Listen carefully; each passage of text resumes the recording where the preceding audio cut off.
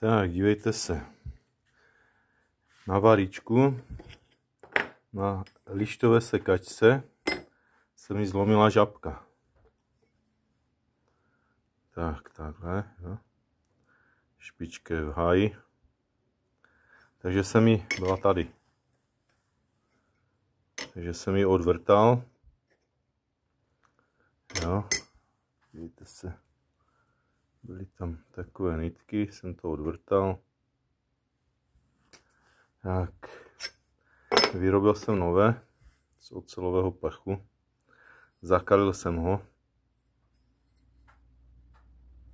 A teďka to tady zeberu a dám to dohromady na nitu. Je to třeba na to dát i tu pojezdovou plochu, jo? Tak jak je tady. Tak jak je tady.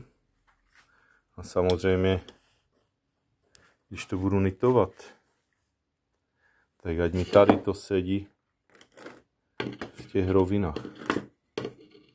Jinak vám to bude dělat neplechu. Víte se, takhle to musí sedět v těch rovinách. Že jak to budu nitovat, tak dám na tohle pozor, jo. Ať to máme pěkně tady všechny. Víte se, pěkně v jedné rovině, tak. Koupil jsem si nity, jo, 5x15, je to 5 díra, takže jdu na to.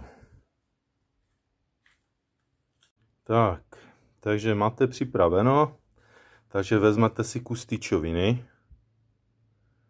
teďka vsunete nity, jo, já už je mám roztlučené. Dáte si to takhle oproti tomu, položíte si to pěkně na to a klepete, až je rozklepete z jedné, z druhé strany.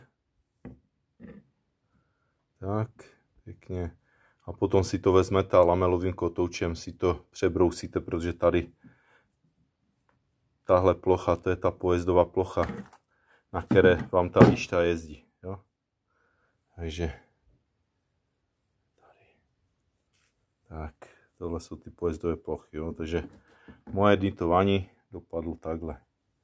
Přebrousil jsem si to. Tady je nová packa, nebo nový zub, nový nůž, jak tomu chcete říkat. No.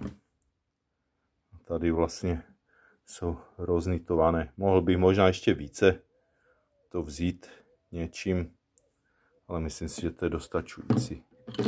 Pěkně sednul. Jak to, jo? Takže tak se nituje.